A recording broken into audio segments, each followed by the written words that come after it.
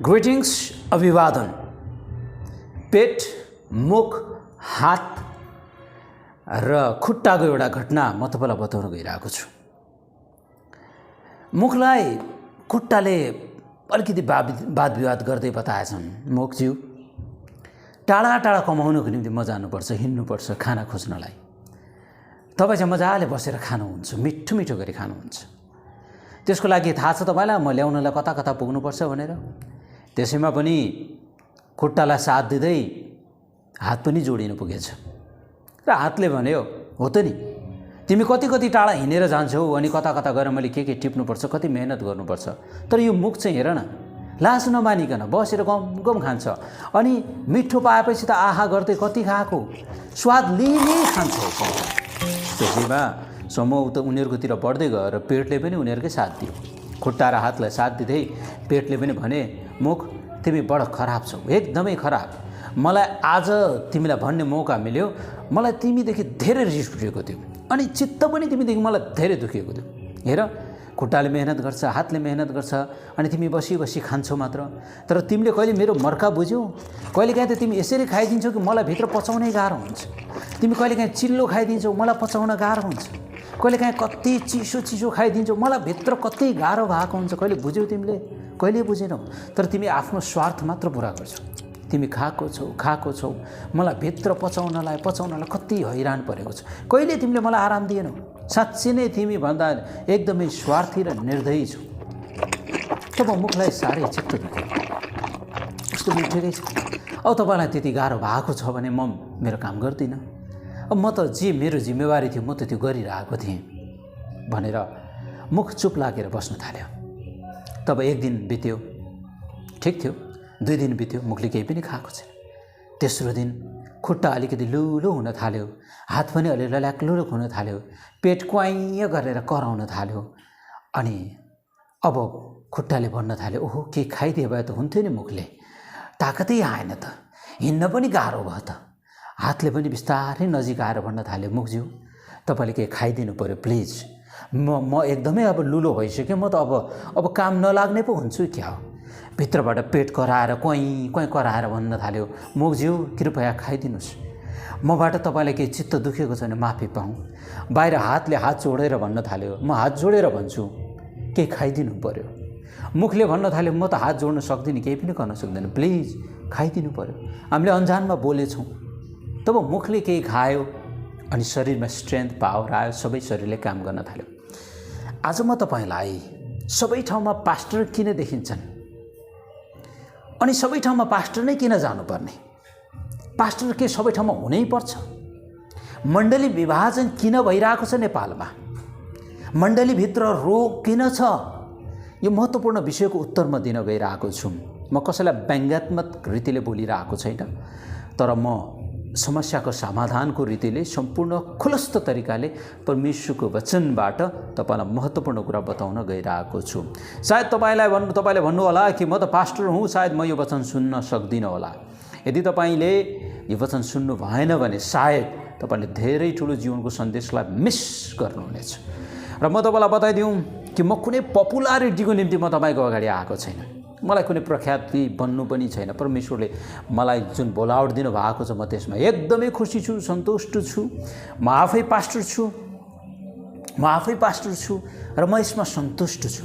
र म चाहन्छु कि यो एउटा भिडियो तपाईँले हेर्नुहोस्, जुन भिडियोद्वारा तपाईँको सेवकाई, तपाईँको मानसिकता, तपाईँको सोचमा पूर्ण परिवर्तन आएको होस्। अब म बताउँ, मण्डली एउटा ख्रिस्टको शरीर हो। कलोसी 1 अध्याय त्यसको 18 अनि 24 तपाईँले पढ्नुभयो भने मण्डली ख्रिस्ट येशूको शरीर हो। तपाईँलाई थाहा छ त्यो कुरा। र ख्रिस्ट त्यसको शिर हुनुहुन्छ, हेड हुनुहुन्छ, हामी त्यसको अङ्ग हो। पहिलो कोरिन्थी 12 अध्यायमा त्यसको बारेमा प्रशस्त लेखिएको छ, शरीरका अङ्गहरू कसरी काम गर्छन्। कि शरीरको अङ्ग सबै कान मात्र हुँदो त, आँखा मात्र हुँदो त के हुन्थ्यो? अब 12 को 27 लेखिएको छ, हामी सबै अङ्गका अलग अलग भागहरू हौँ। मण्डलीमा कोही देखिने भाग छ भने कोही नदेखिने भाग पनि छ, बुझ्नुहोस्। कोही देखिने अङ्ग छ भने कोही नदेखिने अङ्ग छ। नदेखिने अङ्गले कहिलेकाहीँ देखिन कोसिस नगर्नुहोस्। म तपाईँलाई साँचो रीतिले भनौँ, यदि मुटु बाहिर देखिन थालेको भए के हुन्थ्यो होला? यदि हात लुक्न थालेको भए के हुन्थ्यो होला? परमेश्वरले तपाईँलाई ठिक ठाउँमा राख्नु भएको छ प्रिय। कहिलेकाहीँ तपाईँले ताली नपाएर पनि सेवा गर्नुपर्ने हुन्छ। कहिलेकाहीँ हुनसक्छ तपाईँ मिडियामा नआउनु पर्ला। मलाई मिडियामा आउने इच्छा छैन, मलाई पपुलारिटी प्रख्यातिपनको मलाई भोग छैन। कहिलेकाहीँ हामी भित्र वास्तविक सेवा गर्नुपर्ने हुन्छ। कहिलेकाहीँ हुनसक्छ अन्डरग्राउन्ड मिनिस्ट्री हुनसक्छ तपाईँको, तपाईँ हिडन हिरो हुन सक्नुहुन्छ। मुटु बाहिर निस्किन आवश्यक पनि छैन प्रिय। त्यो मुटु बाहिर निस्किएको दिन त्यहाँ मृत्युभन्दा अरू केही पनि हुँदैन। त्यो बुझ्नुहोस् तपाईँको भूमिकालाई, पहिलो कुरो। र दोस्रो, शरीरमा कोही देखिने अङ्ग छन्, कोही नदेखिने अङ्ग छन्। पहिलो, शरीरमा कोही ठुला छन् अङ्ग भने कोही साना छन्, तर सबै अङ्गको उत्तिकै भ्यालु र महत्त्वपूर्ण छ। शरीरमा त कहिलेकाहीँ सोको लागि केही देखिने अङ्ग पनि छन्। लाकेज जस्तै कपाल तपाईँले देख्नु भएको छ, कपाल सोको लागि छ। हुनसक्छ तपाईँका राम्रा नङहरू कहिलेकाहीँ सोको लागि बन्न सक्छन्। प्रिय, मण्डलीमा सानो सानो कुराहरू पनि उपयोगी र लाभदायक हुन्छन्। तब के एउटा जिब्रोले, एउटा बोल्ने मान्छेले मात्र सबै थोक गर्नुपर्ने हुन्छ त? के पास्टरले नै सबै थोकमा हात हाल्नुपर्ने हुन्छ? के पास्टर नै सबै थोकमा हुनुपर्ने हुन्छ? हो, परमेश्वरले एउटा बोझ दर्शन पास्टरको हृदयमा हालिदिनु भएको छ। त्यो एउटा विशिष्ट कुरो जो हामीले बिर्सिनु हुँदैन। हो, परमेश्वरले अगुवाई गर्नको निम्ति पास्टरलाई एउटा गोठालालाई जिम्मा दिनुभएको छ। र एउटा कुरा पक्का पनि छ, हरेक आत्माको लेखा, हरेक मानिसको लेखा परमेश्वरले गोठालोसँग हिसाब माग्नु पनि हुन्छ। हामी लापरवाही त्यसमा गर्न सक्दैनौँ। तर पास्टरले त्यो शरीरलाई चलाउनु पर्ने हुन्छ, त्यो शरीरका अङ्गहरूको महत्त्व बुझाउनु पर्ने हुन्छ र उनीहरूलाई काम गर्ने मौका दिनुपर्ने हुन्छ। थाहा छ, स्वस्थ शरीर जब त्यो हुन्छ जुन शरीरमा सबै अङ्गहरूले काम गर्न थाल्छन्, every single part of body काम गर्न थाल्छन्। मेरा पास्टरले के भन्छन् थाहा छ? आई एम बडी बिल्डर भन्छन्। बडी बिल्डर भनेको शरीरलाई निर्माण गर्ने मान्छे। बुझ्नुहोस् राम्ररी, म एउटा सामान्य विश्वासी भए पनि म एउटा बडी बिल्डर हो, किनभने म शरीरलाई निर्माण गर्ने मान्छे हो। तपाईँले यदि मण्डलीको कुनै सेवामा भाग हुनुभएको छैन भने तपाईँ कमजोर भइराख्नु भएको छ। तपाईँले परमेश्वरको प्रार्थना गर्नुहोस्, पास्टरसँग समय लिनुहोस्, मण्डलीको कमिटीसँग वा तपाईँले मण्डलीको टिमसँग सहभागी हुनुहोस् र बुझ्नुहोस् कि म कुन क्षेत्रमा कसरी भाग हुन सक्छु। याद राख्नुहोस्, कसैले तपाईँलाई भन्छ तपाईँले दिने क्षेत्रमा काम गर्नुहोस्, त्यो दिने मात्र तपाईँको काम छैन। त्योभन्दा बढी तपाईँले अरू सेवामा सहभागी हुनुपर्ने हुन्छ। यदि तपाईँ मण्डलीको कुनै पनि सेवामा सहभागी हुनुभएको छैन भने तपाईँ एउटा दर्शकको रूपमा मात्र आइराख्नु भएको छ। चर्च आउनुहुन्छ, ताली बजाउनुहुन्छ, जानुहुन्छ। हुनसक्छ तपाईँका रोगहरू निको होला, तपाईँसँग गवाई होला, तर यदि तपाईँ मण्डली निर्माण कार्यमा सहभागी हुनुभएको छैन भने तपाईँले त्यो मण्डलीलाई रोगी बनाउँदै हुनुहुन्छ। यदि तपाईँ पास्टर हुनुहुन्छ, प्रचारक हुनुहुन्छ भने यो कुरा ध्यानसँग सुन्नुहोस्, एकदमै ध्यानसँग। र यदि तपाईँ जवान हुनुहुन्छ, बाइबल स्टुडेन्ट हुनुहुन्छ भने तपाईँको भविष्यको लागि म यो कुरा बताइरहेको छु। धेरै महत्त्वपूर्ण कुरा। बिरामी मण्डलीले मरिरहेको संसारलाई बचाउन सक्दैन। ध्यानसँग फेरि भन्छु, बिरामी मण्डलीले मरिरहेको संसारलाई बचाउन सक्दैन। अचेल मण्डलीका अवस्था तपाईँले देख्नु भएको छ, सुकेनाश लागेका छन्।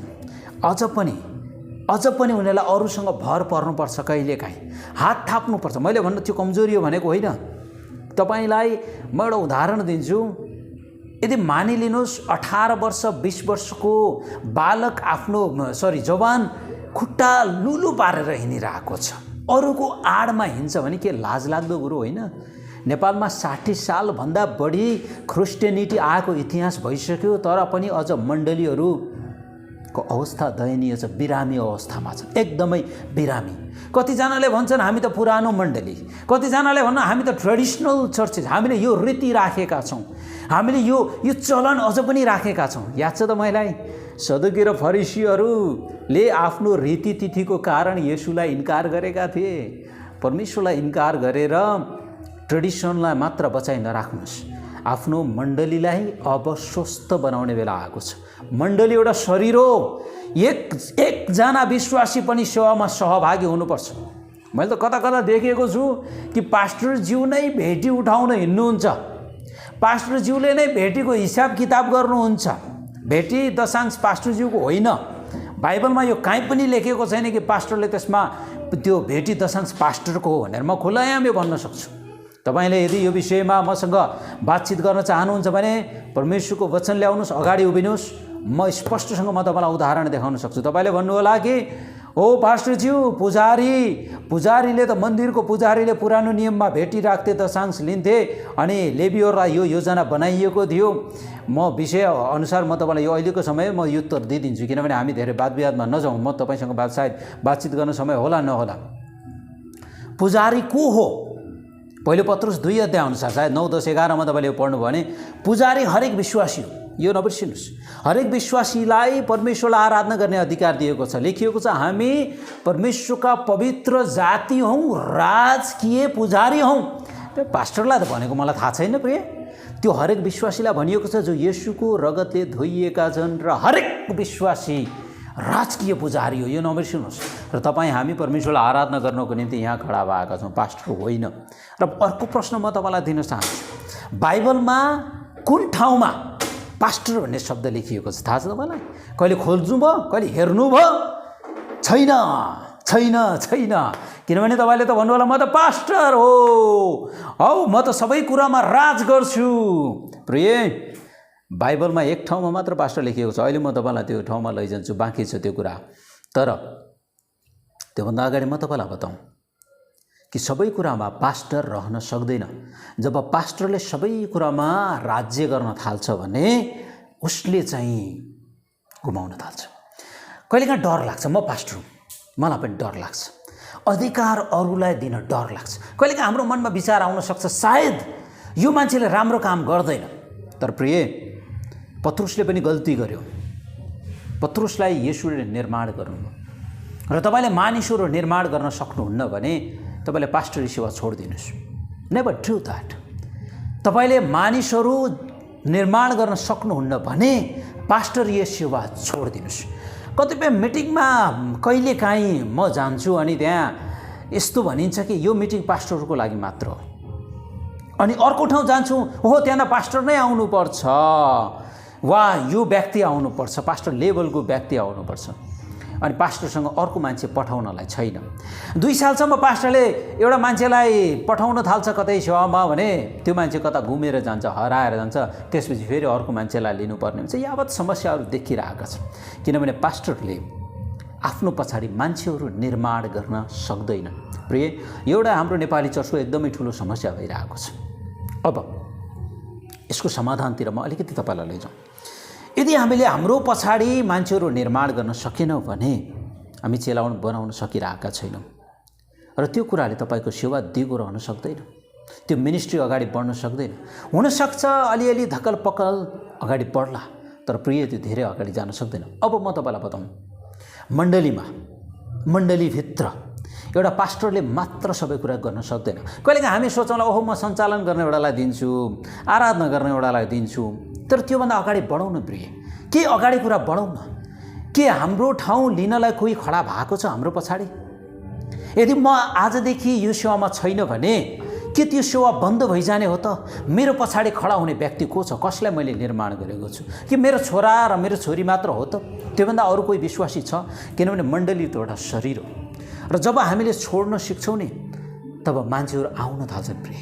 तर जब हामी मानिसहरूलाई यसरी गरेर एकदम डिटेक्टिभ तरिकाले हामी म्यानिपुलेट गरेर चाहिँ उनीहरूलाई राख्न थाल्छौँ तब मान्छेहरू हाम्रो हातबाट फुत्किन थाल्छ, जान थाल्छ। तब जब हामीलाई मान्छेहरूलाई सेवामा निर्माण गर्न थाल्छौँ, उनीहरूलाई बिल्डअप गर्न थाल्छौँ भने मानिसहरूको हृदय तपाईँको मण्डलीमा रहनेछ अनि तपाईँको मण्डली वृद्धि हुँदै जानेछ, स्वस्थ हुनेछ र स्वस्थ शरीर जहिले पनि वृद्धि हुन्छ, थाहा पाइराख्नुहोस्, बढ्दै जान्छ र त्यसले तपाईँको समुदाय र ठाउँहरूमा असर गर्छ। म एउटा वचनलाई म तपाईँको अगाडि ल्याइहाल्छु, किनभने वचन बिना त अधुरो छ। अनि म एफिसी 4 अध्यायमा म तपाईँलाई लैजाउँ। हेर्नुहोस्, त्यही 4 अध्यायको 11 पदमा नै पास्टर भन्ने शब्द राखिएको छ, जसलाई गोठालो भन्दा पनि हुन्छ। म एउटा गोठालो हुँ। कुनै ठाउँमा जाँदाखेरि म पास्टर भनेर परिचय नदिएर म गोठालो भन्दा पनि सायद मान्छेले अनौठो नमान्नुपर्ने हो, जसले बाइबल पढेको छ त्यसले चाहिँ है, र जसले चाहिँ पद इज्जत र नाम दामको पछाडि जो गएको छ त्यसले सायद अनौठो मान्ला, तपाईँलाई खिल्ली उडाउला। तर जो वास्तविक बाइबलीय विद्यार्थी छ त्यसले तपाईँले म गोठालो हुँ भन्दा अप्ठ्यारो नमान्नुपर्ने हो।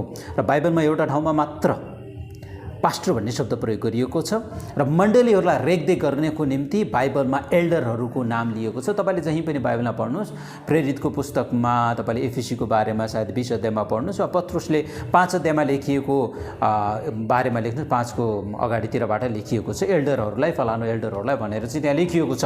सबै उसमा त्यहाँ पास्टरहरूलाई भनेर लेखिएको छैन। एल्डरहरूले मण्डलीको संरक्षण गर्थे, अगुवाई गर्ने गर्थे। एकजना एल्डरले होइन, एल्डरहरूले। मण्डलीमा के एकजना पास्टर मात्र हुन्छ त? होइन, मण्डलीमा थुप्रै पास्टरहरू हुन्छन्। एफएसी 4:11 लेखिएको छ। अनि उहाँका वरदानहरू चाहिँ यिनै थिए कि कोही प्रेरितहरू, कोही अगमवक्ताहरू, कोही प्रचारकहरू, कोही मण्डलीका पास्टरहरू र कोही शिक्षकहरू बनुन्। तपाईँले बाइबलमा हेर्नुभयो भने त्यहाँ कमा छ, त्यहाँ पूर्ण विराम दिएको छैन। र यी चाहिँ येशूका वरदानहरू हुन्, पवित्र आत्माका वरदानहरू होइनन् यिनीहरू, यी येशूका वरदानहरू हुन्। तपाईँले थाहा पाउनु, अगाडिदेखि पढ्नु भयो भने तपाईँले बुझ्नु कि ख्रिस्टको शरीर निर्माण होस्। अब यो वरदानहरू किन दिएको छ त? यो वरदानहरू यस कारणले दिएको छ कि ख्रिस्ट येशूको शरीर निर्माण भएको होस्। तपाईँको पपुलारिटीको निम्ति तपाईँलाई प्रेरित बनाइएको होइन, तपाईँको पपुलारिटीको निम्ति तपाईँलाई अगमवक्ता बनाइएको होइन। प्रिय, कसैलाई प्रभाव बनाउनको निम्ति र पैसा कमाउनको निम्ति तपाईँ प्रोफेट हुनु भएको होइन। Never misunderstand that. र कसैले यो प्रचार गर्छ भने पनि प्लिज तपाईँ सुध्रिनुहोस्। कोही पनि कमाउनको निम्ति, पैसा कमाउन, धनी बन्नको निम्ति तपाईँ प्रोफेट बन्न सक्नुहुन्न। र अर्कोतिर यदि तपाईँसँग ख्रिस्ट येशूले दिएका वरदानहरू छन् र तपाईँले कुनै पनि मण्डलीलाई वा स्थानीय मण्डलीलाई निर्माण गरिराख्नु भएको छैन भने त्यो वरदान तपाईँको लामो समय टिक्न सक्दैन। र मलाई डाउट हुन्छ कि त्यो वरदान तपाईँले येशूबाट पाउनु भएको हो वा होइन भनेर। किनभने यदि तपाईँसँग आत्मिक वरदान छ भने तपाईँले मण्डलीलाई निर्माण गर्नुपर्ने हुन्छ। र यो निर्माण गर्ने उसमा लेखिएको छ 12 पदमा कि ख्रिस्टको शरीर निर्माण होस् र सेवाको काम गर्न सन्तहरू सुसञ्जित हुन्। यहाँ सन्तहरूलाई भन्नाले येशूका धोइएका मानिसहरूलाई, सामान्य विश्वासीहरूलाई सुसञ्जित गर्नको निम्ति ती वरदानहरू दिएका छन्। वचन पढ्नुहुन्छ भने तपाईँले स्पष्ट बुझ्नु। जबसम्म हामी सबैले विश्वास र परमेश्वरको पुत्रको ज्ञानको एकतामा प्राप्त गर्दैनौँ र परिपक्व मानिस बनी ख्रिस्टका पूर्णताको नापसम्म पुग्दैनौँ। 14 पदमा लेखिएको छ यसरी हामी छालले अघि पछि हुत्ताइएका धार्मिक सिद्धान्तको प्रत्येक बतासले र मानिसहरूका झालझेल र धूर्तता र फटाइले यताउता उडाइएका बालक जस्ता नहौँ। अब जब वरदानहरू छ भने त्यसले सन्तहरूलाई निर्माण गर्छ अनि सन्तहरू बालक जस्तो होइन, एउटा परिपक्व व्यक्ति बन्छ, ताकि खराब शिक्षा, अनौठा शिक्षा र झुटा शिक्षा आउँदा पनि तिनीहरू स्थिर बन्न सक्छन्। अब म फेरि तपाईँलाई प्रश्न गर्छु। त्यो प्रश्न के भन्दाखेरि, के तपाईँको शरीर स्वस्थ छ? के तपाईँको मण्डलीमा सबै विश्वासीहरू क्रियाशील भएर आफ्नो भूमिका निभाइरहेका छन्? या तपाईँको शरीर रोगी भएर, लाचार भएर हात थापेर अरूको सहायता मागेर बसिरहेको छ? यो समुदायमा प्रभाव पार्नको निम्ति हामी केही बन्नुपर्छ प्रिय। र यो सजिलो छैन, यो सजिलो छैन। र पैसाले मात्र सबै थोक हुँदैन हजुर, पैसाले मात्र सबै थोक हुँदैन। र हामीलाई केही नयाँ कुरा चाहिएको छ। यो नयाँ पुस्तामा नयाँ कुरा चाहिएको छ। र तपाईँ केही गर्न चाहनुहुन्छ भने पवित्र आत्माले तपाईँलाई पक्कै पनि त्यो सामर्थ्य शक्ति दिनुहुनेछ। र शरीरलाई एक्टिभ गर्नुहोस्, अगाडि बढ्नुहोस् अनि मण्डलीलाई अगाडि बढाउँदै लैजानु, स्वस्थ मण्डली बनाउँछ। अनि तपाईँको प्रार्थना विषय भए मेरो वाट्सएप नम्बरमा तपाईँले मलाई बाँड्न सक्नुहुन्छ। र मसँग दैनिक वाट्सएप ग्रुप छ। यदि तपाईँ दैनिक वाट्सएप ग्रुपमा मसँग जोडिन चाहनुहुन्छ भने त्यो वाट्सएप नम्बर छ, तपाईँले मलाई मेसेज गर्न सक्नुहुन्छ वा मेरो डिस्क्रिप्सनमा म यसको लिङ्क राखिदिनेछु। You can click on that link and you can directly participate in that group also. Thank you very much for tuning in. परमेश्वरले तपाईँलाई धेरै आशिष दिनुभएको होस्। धन्यवाद, धन्यवाद, धन्यवाद।